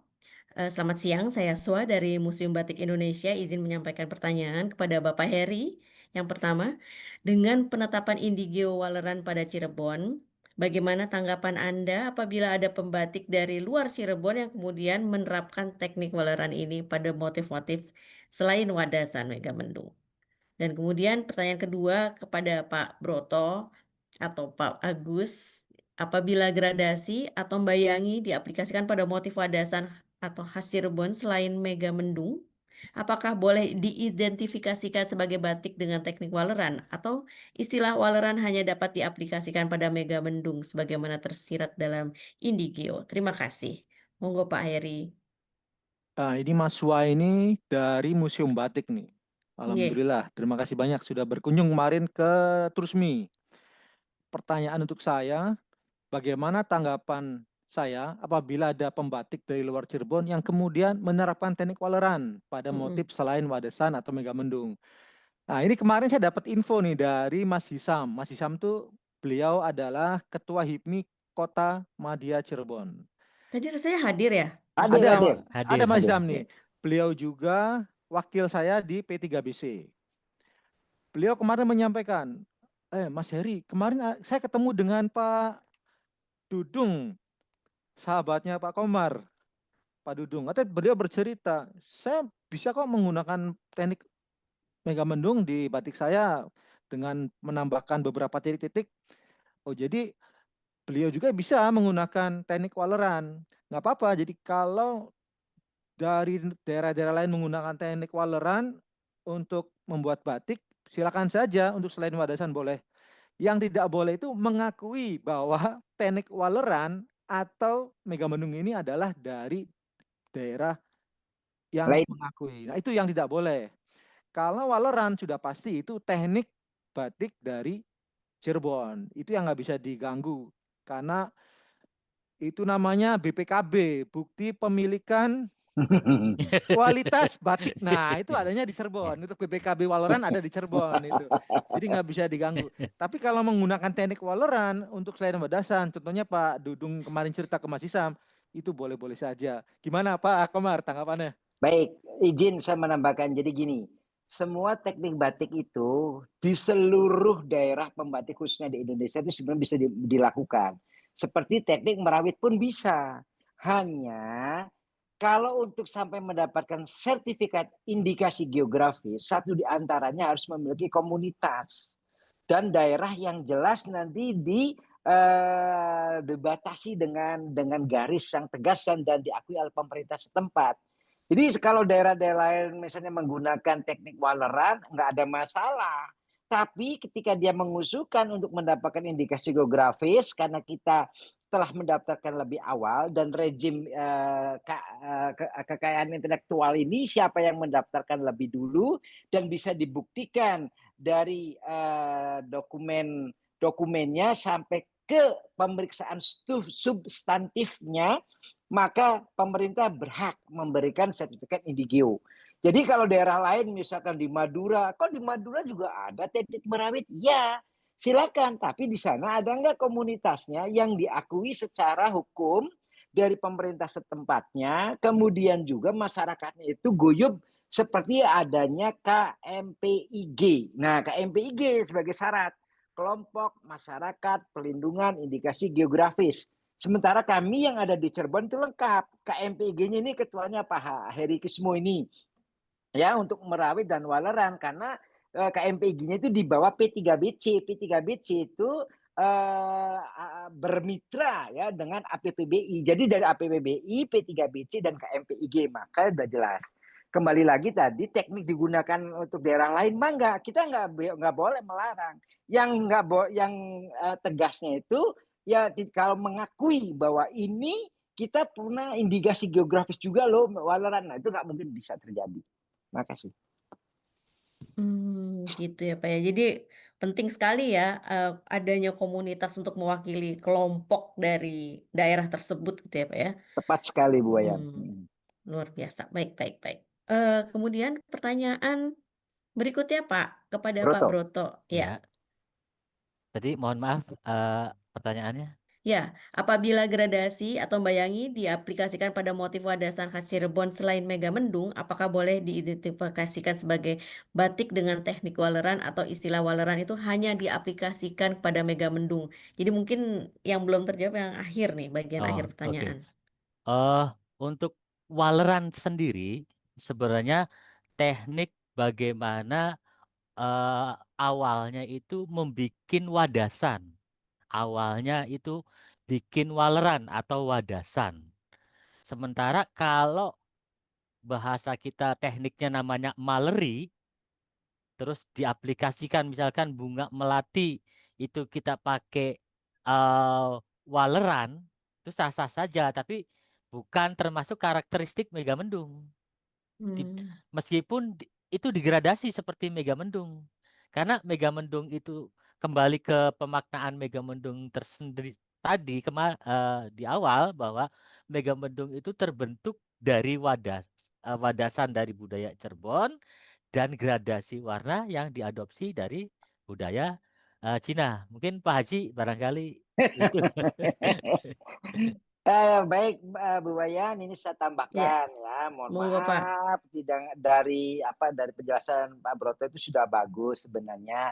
Hanya nanti untuk ke depan barangkali silakan kalau yang mau misalkan, kalau saya kan berdasarkan hasil disertasi, jadi antara Megamendung dan Waleran dan mohon maaf dengan wadasan itu sesuatu yang berbeda sebenarnya. Ya, karena kalau diaplikasikan di motif batik keratonan, Megamendungnya itu awan yang di bagian atas, kalau wadasan itu dari batu cadas biasanya penopang dari bangunan yang ada di atasnya. Seperti motif Kanjun Mahfian atau kalau motif di Taman Teratai, Taman Sunyaragi. Telaga Teratai juga ada bangunan, kemudian di Taman Sunyaragi itu kan ada namanya Kanjun Mahfian, bangunan yang di atas wadasan itu. Jadi kalau wadasan biasanya tidak ada unsur gradasinya atau warna yang disusun seperti yang ada di Megamendung. Kemudian konstruksi dari bentuk wadasan itu selalu biasanya bawahnya itu kosong, nggak menyatu dengan motif Megamendung. Nah, adapun yang saya lihat sekarang ini Megamendung kemudian ada seperti bentuk wadasan, seperti yang di belakangnya Ibu Wayan ini yang hijau itu. Nah, itu kan seperti itu ornamen bentuk bunga atau daun, ya bukan bunga, daun. Jadi biar lebih estetik gitu ya. Jadi Megamendungnya itu dikasih ada seperti lung. Nah, lungnya itu ditambah dengan unsur. Nah, ini unsur wadasan. Maka ketika dikombinasikan nggak sah-sah saja gitu kan. Tapi itu sebenarnya bentuk dari wadas. Wadas itu batu cadas. Ya, dari wadas itu batu cadas yang membentuk bangunan yang ada di taman di daerah Keraton juga ada, atau yang di Gua Sunyaragi lah. Yang paling banyak yang jelas itu Gua Sunyaragi. Nah, jadi kalau tadi digabungkan antara Megamendungnya sendiri itu sebenarnya bukan bentuk begini saja, ada 9 apa 10 bentuk Megamendung. Itu di buku batik Megamendung saya, itu ada Megamendung Bang Bayang, ada Megamendung Inggil, Inggil itu luhur sebenarnya. Kemudian Megamendung apalagi seperti oleng-oleng, barong dan segala macam itu ada. Jadi bentuknya tidak ini aja. Kemudian kalau tadi ditambah dengan tambah dengan motif misalkan naga, kupu-kupu dan segala macam, itu mas sekarang sudah biar tambah banyak gitu, mozaik batik Megamendungnya itu semakin banyak begitu aja. Ya, tapi kalau yang aslinya Megamendung ya ini yang di belakangnya Bu Wayan, tapi tidak ada unsur ininya nih, daun yang yang ada tangkainya gitu ya. Kalau dulunya seperti itu, tapi kan kreativitas kita kan nggak bisa nggak boleh dibendung ya, biarin aja nggak apa-apa. Boleh menggunakan tambahan-tambahan yang lain gitu. Tapi kuncinya kalau Megamendung itu Pak Broto tuh ahlinya, benar-benar ahlinya untuk saat sekarang ya, dan ada beberapa komunitas di KMPIG itu adalah menyusun intensitas warna yang harmonis, yang seperti dari mulai muda sampai tua. Kemudian juga tadi mohon maaf ditambahkan unsur putih yang paling untuk outline luar itu juga ada yang dijadikan unsurnya pertamanya warnanya dihitam dulu garisnya itu, dan itu lebih mahal lagi nanti karena kerjaannya membuat outline dulu paling luar, outline yang paling luarnya dibikin tua ya, kemudian nanti terakhirnya itu mulai digradasi.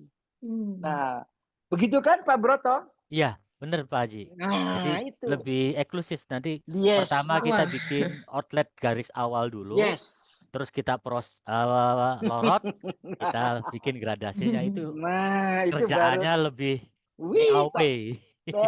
top Wah, markotop itu pasti kalau. ngeri itu hasilnya tuh, Iya. Pak. Baik. Mm. Semoga sudah terjawab ya pertanyaannya. Dan tadi Pak Komar menyebut warna hitam nih berkaitan dengan pertanyaan berikutnya ini dari Apa? Ibu Hamifah Miranti Batik. Wow. Saya Hanifah dari Batik Maranti, Sumedang. Ya. Beberapa waktu lalu saya mendapatkan pemesanan batik tulis dengan dominan warna hitam. Konsumen memesan untuk pewarnaan alam dengan menggunakan arang batok kelapa. Apakah dari narasumber, mungkin Pak Heri, bisa memberi solusi untuk pembuatan warna hitam dari arang batok kelapa? Monggo, Pak. Kalau untuk warna alam batok kelapa ini, saya punya teman-teman itu di anggota P3BC itu di Desa Ciwaringin. Nah, itu mereka amat sangat menguasai. Ya. Ya, jadi kalau pertanyaan dari Ibu Hanifah bisa langsung konsultasi ke teman-teman anggota P3BC yang khusus warna alam itu di daerah Ciwaringin.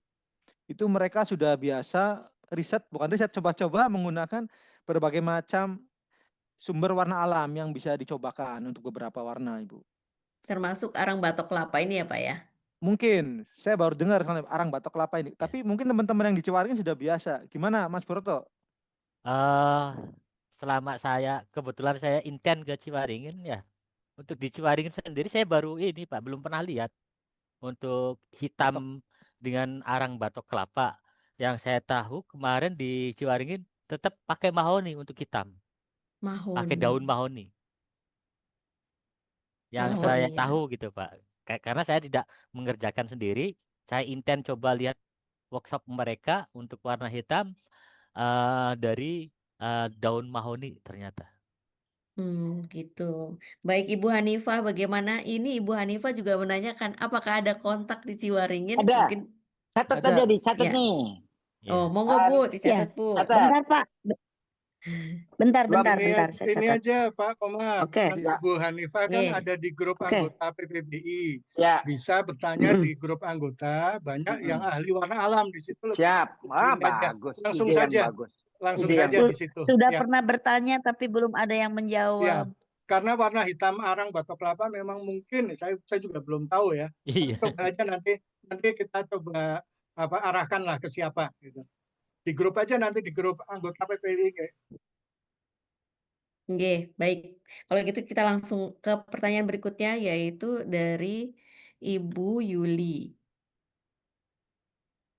Ya, mohon izin, saya Yuli dari Jakarta mau bertanya kepada Pak Heri mengenai satu, apa yang membedakan batik waleran dengan teknik batik lainnya dan apa maksudnya dengan teknik waleran dalam pembuatan batik? Dua, bagaimana upaya pelestarian penggunaan warna indigo, pewarna indigo waleran alami di Trusmi? Apakah pengrajin muda masih tertarik mempelajari teknik batik waleran? Terima kasih. Terima kasih Bu Yuli. Saya Subroto masih muda itu. Iya, belum tua-tua banget. Saya coba jawab ya Bu Julia. Jadi pertanyaan pertama nih, apa yang membedakan batik waleran dengan teknik batik lainnya dan apa maksudnya dengan teknik waleran dalam pembuatan batik? Nah, tadi sudah diterangkan sama Pak Broto tuh teknik waleran ya. Jadi yang membedakan tadi kita kan kalau di Cirebon menggunakan perintang warna gitu langsung. Begitu warna muda pertama muda itu langsung ditutup lagi. Kemudian ditimpa lagi dengan warna yang lebih tua, ditutup lagi. Jadi tekniknya itu menggunakan metode tadi perintang warna gitu. Kalau di Pekalongan kan untuk beberapa warna itu bisa dicolet. Atau misalnya ya itu mungkin Pak Broto yang lebih tahu nih teknik waleran ini. Kemudian untuk yang pertanyaan kedua, bagaimana upaya pelestarian penggunaan indigo di waleran. Tadi Pak Broto juga udah jawab. Jadi kalau untuk warna indigo di waleran sudah pasti tak tergantikan itu Ibu Yuli. Karena tadi Pak Broto cerita tadi, memang paling enak tuh menggunakan indigo daripada Indigosol. menggunakan Indigosol. iya Ya. indigosol. Jadi untuk pelestarian sudah pasti karena kami selalu menggunakan indigo untuk teknik peleran saat sekarang ya. Untuk teknik menggunakan warna alam tadi Pak Broto cerita beliau baru bisa mampu 3 warna ya Mas ya. 3 warna. Yang ketiga, apakah pengrajin muda masih tertarik mempelajari batik peleran? Amat sangat tertarik. Jadi kita ada di 2 kecamatan dan di 9 desa.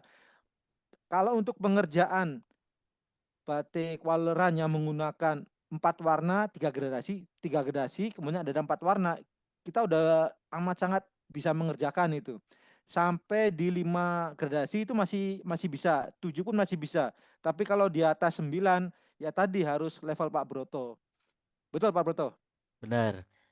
Untuk saya tambahin untuk istilahnya pengembangan terkait generasi muda batik waleran, justru mereka sekarang mulai pada lari ke waleran. Oh. Karena satu asumsi mereka mungkin ini mah gampang, nggak perlu isen-isen atau nggak perlu apa. Tapi ya itu kembali lagi progres mereka sampainya di mana gitu. Kalau mungkin sampai 7, sampai 5, ada yang 3 di 3 aja gitu. Kalau untuk istilahnya peminat lumayan banyak. Cuman bagaimana meneruskan keahlian detail ya itu ya Pak ya? Iya, kembali ke Betul, progres betul, mereka betul. masing-masing. Baik.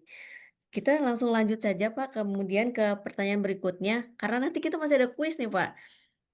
Baik, ini dari Ibu ya, Ibu Puji Batik Nitik Jogja. Assalamualaikum, saya Puji Batik Nitik Jogja. Saya ingin bertanya, mengapa kadang warna gradasi berubah tone setelah kering?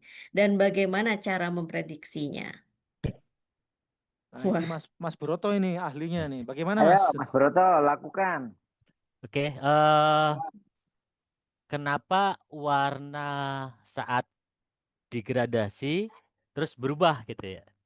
Yang pertama banyak faktor di situ. Yang pertama faktor penguncian warna tadi tidak maksimal. Contohnya Fiksasi ya, fiksasinya. fiksasinya menggunakan HCl-nya atau menggunakan air kerasnya kalau dalam bahasa batik itu tidak maksimal. Jadi warna itu masih tetap hidup. Yang kedua biasanya istilahnya kita lihat pewarna pertama itu kita menggunakan produk apa. Pewarna kedua kita menggunakan produk apa.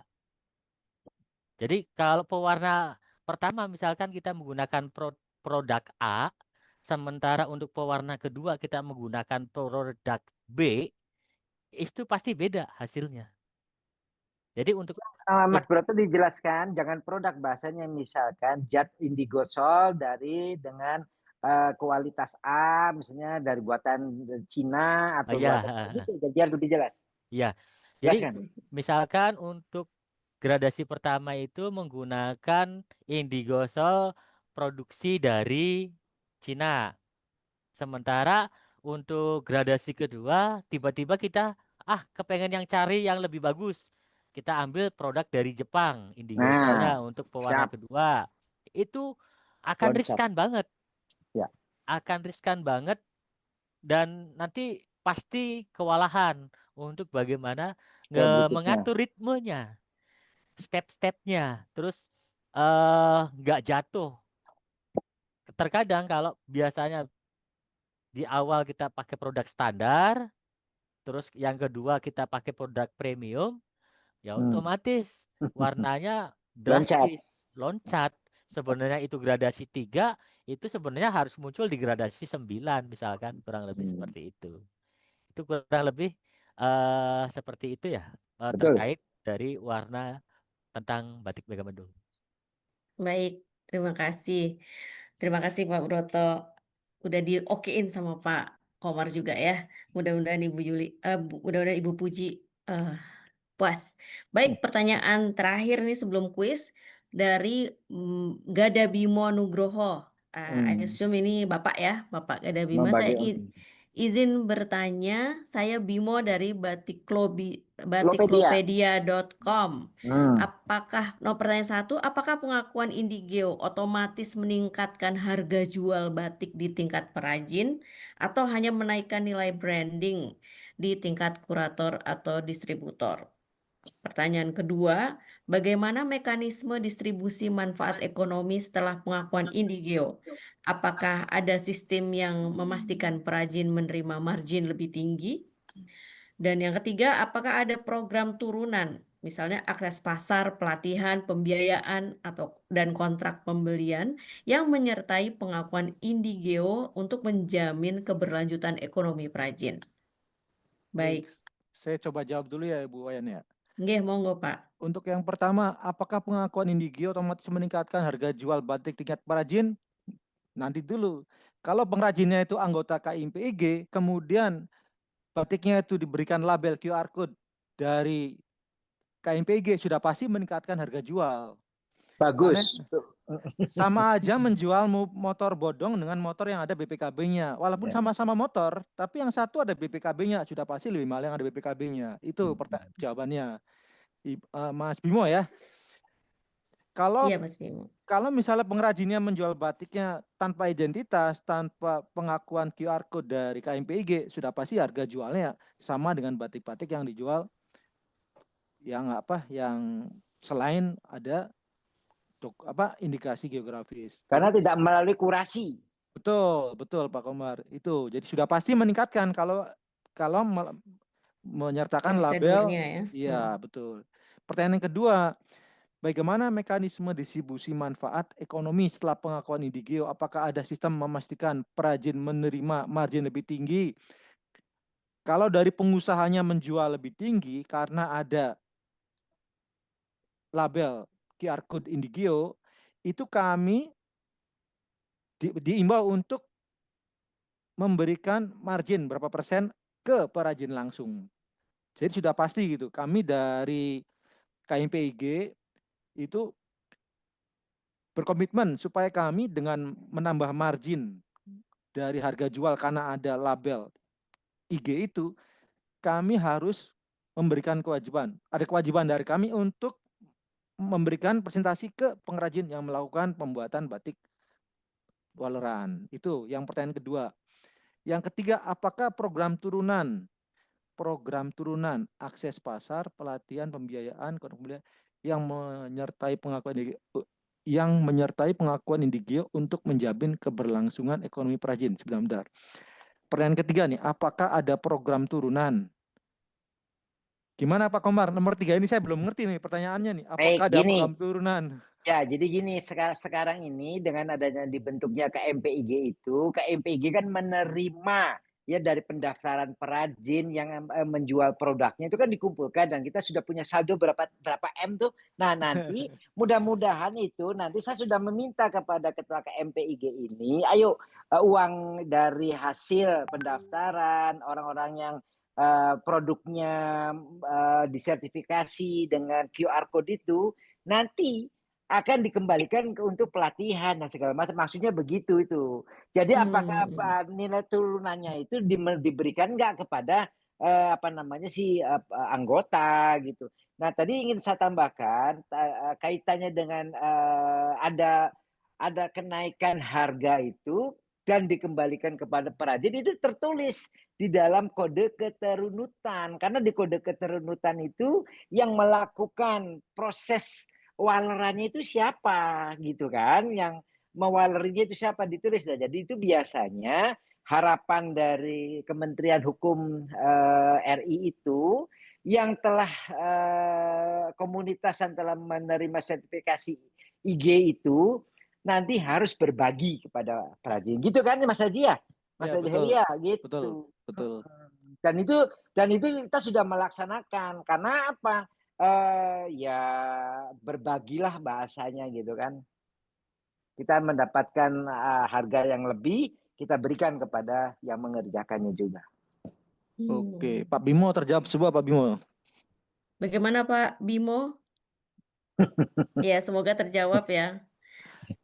Jadi Pak, tadi berkaitan dengan kode keturunan itu kayak sanad gitu atau gimana Pak? Iya, jadi gini baik kalau Ibu Wayan yang bertanya, gini Bu, kode keturunan itu ada 9 item Bu. Ya, Oh, oke Pak. banyak banget itu 9 item. Aduh, Makanya kan ada mohon QR maaf code. nih. Pertama itu adalah merek dari perusahaannya. Kemudian siapa pemiliknya, 2 ya, lokasinya di mana, itu tekniknya kualitasnya apa, ada merawit, ada waleran gitu kan, bahan materialnya itu apa, apakah primisima, apa sutra. Kemudian nama motifnya itu Oh. misalkan Megamendung apa ini gitu kan, Oh, Megamendung oke. itu disebutkan narasinya itu. Nah, kemudian yang membuat tadi sudah ya yang membuatnya. Ya, sudah. Kemudian pekerjanya, gitu ya, yang bikin Iya. motifnya iya, yang pekerjanya iya, itu siapa. Nah, seperti itu. Jadi banyak sekali ketika membeli produk yang sudah menggunakan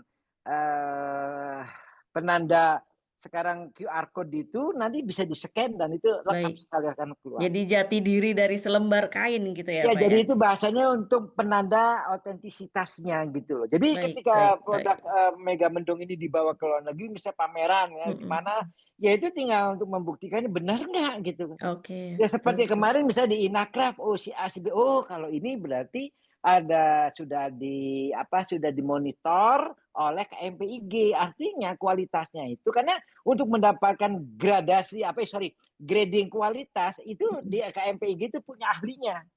Nggak bisa semua motif Megamendung misalnya yang punya Ibu Wayan ini minta kualitasnya A ya, misalkan. Oh iya Bu, ini benar, ini A karena dilihat oleh ahlinya. Tapi tiba ada yang datang, saya minta kualitas A dong, saya mau bayar 100.000. Karena kalau untuk kualitas A itu bayarnya ke MPIG-nya itu Bu, ke komunitasnya itu 100.000. Kalau grade-nya lebih rendah itu 75.000. Lebih rendah lagi 50.000. Nah, uangnya untuk apa? Tadi yang Pak Bimo tanyakan itu. Nanti Pak Heri itu mengumpulkan uang-uang itu untuk pembinaan. Karena kan kita untuk membuat website, kemudian juga untuk koordinasi dan segala macam itu kan semua butuh butuh biaya. Dan dari situ, tapi jaminan nggak mungkin misalkan kualitasnya tadi yang Pak Broto sampaikan ada 21 gradasi warna, ya kan? Dihasilkan oleh produsen lain dan kayak sepertinya belum ada produsen lain yang mengerjakan seperti kualitas Pak Broto. Karena yang kualitasnya sudah grade A, grade A, grade A, grade B, grade C itu sudah masuk ke dalam KMPIG Waleran. Begitulah. Baik, atur suwun sangat atas penjelasannya Pak. Ini malah moderator nambah-nambahin waktu ya.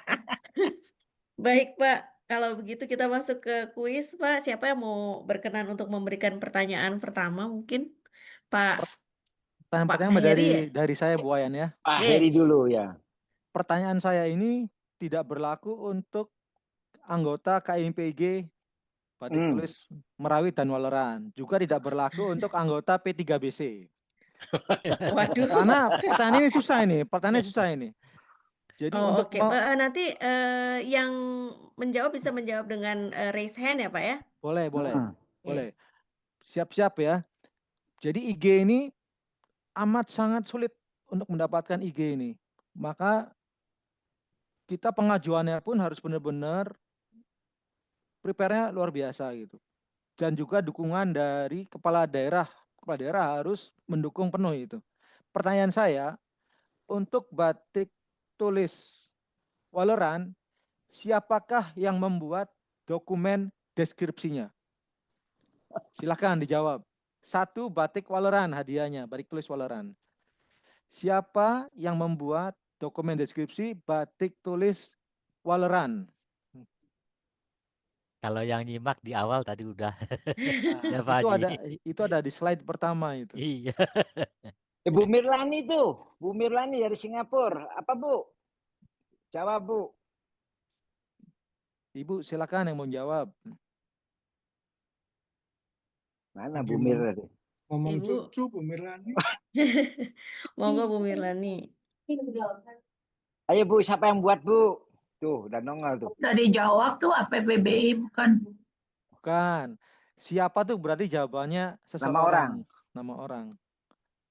Siapa yang membuat dokumen deskripsi indikasi geografis batik tulis Waleran?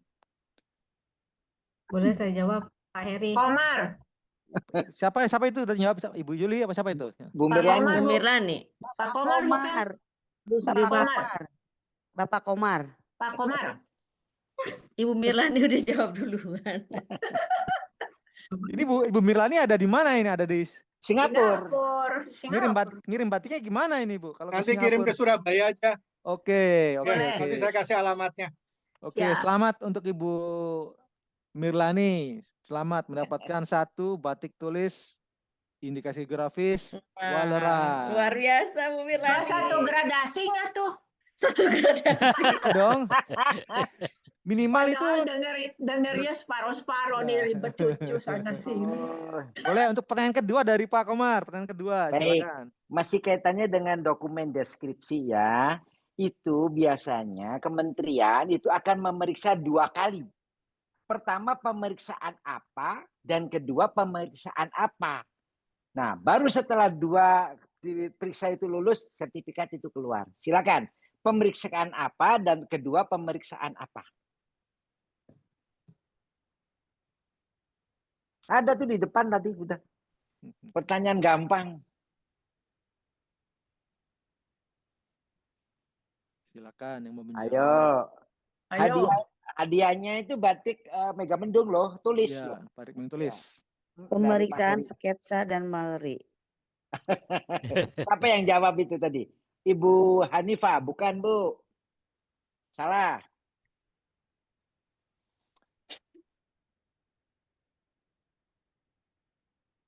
Karena Jadi itu tertuang dalam undang-undang ini, undang-undang di DJKI itu.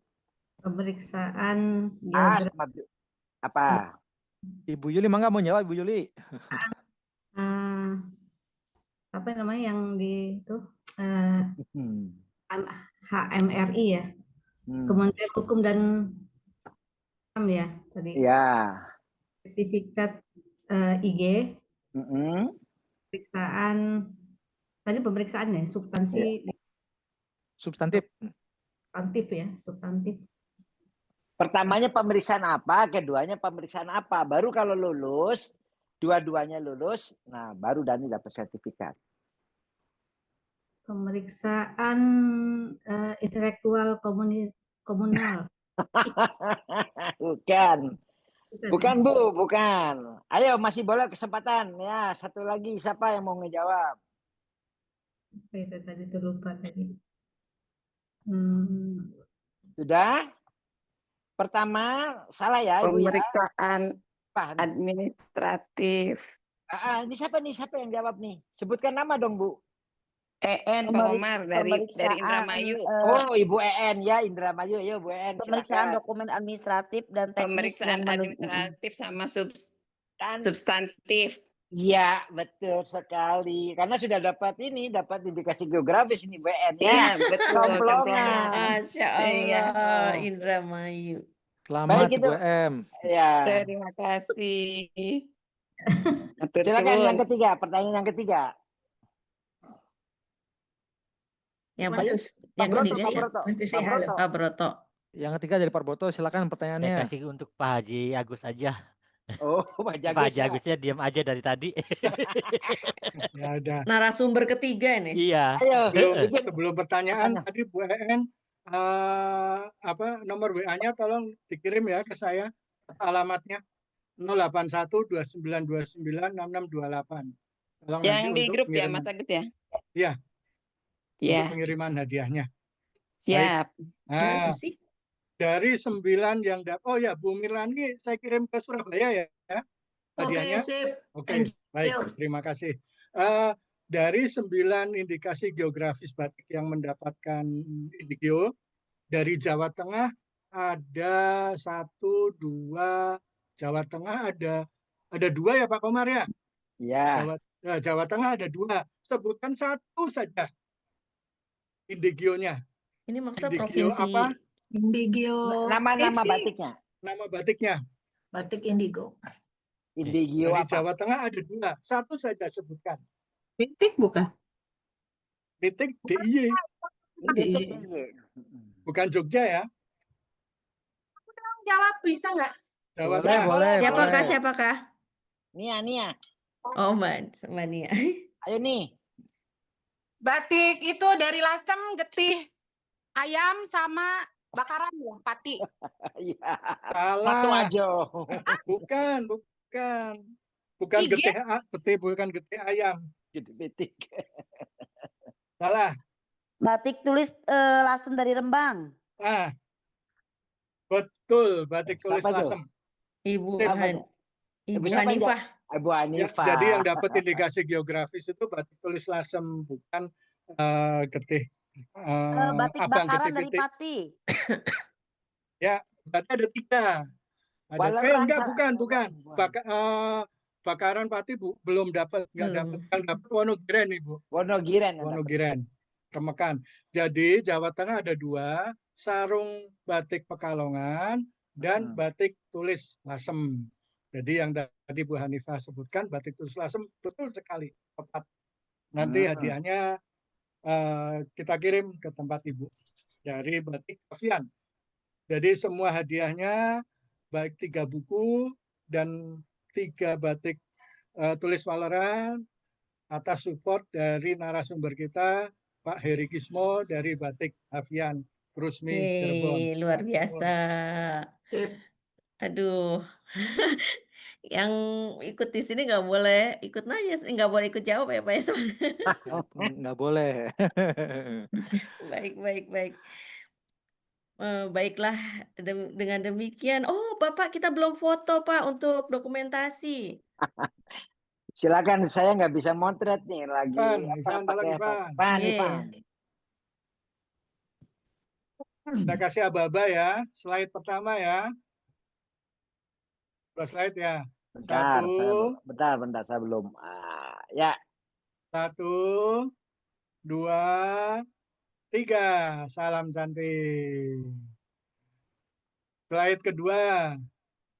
1, 2, 3. Batik Waleran. Alhamdulillah, ternyata luar biasa sekali ya perhatian dari teman-teman. Materinya juga sangat menarik. Terima kasih atas semangat dan antusiasme para peserta semua. Dengan demikian selesailah sesi tanya jawab ini. Dan sebelum saya serahkan kembali, saya langsung serahkan saja kepada Pak Agus. Atas segala kesalahan dan kekurangan, saya Wayan Lesi. Mohon maaf lahir dan batin. Wabillahi taufik wal hidayah. Wassalamualaikum warahmatullahi wabarakatuh. Terima kasih. Waalaikumsalam. Alhamdulillah, Terima kasih warna-warni gradasi batik Waleran sungguh indah dan senikmat kue lapis legit khas Imlek. Luar biasa. Baik, terima kasih. Sampai jumpa lagi 2 minggu yang akan datang. Di bulan Ramadan kita hanya 1 kali Zoom, kemudian libur, nanti kembali lagi setelah Lebaran. Baik, terima kasih. Mohon maaf lahir batin. Selamat menjalankan ibadah puasa. Mudah-mudahan kita sampai di tanggal 1 Ramadan. Terima kasih semuanya. Amin. Wassalamualaikum warahmatullahi wabarakatuh. Terima kasih. Dadah. Terima kasih Pak Eri, Pak Broto.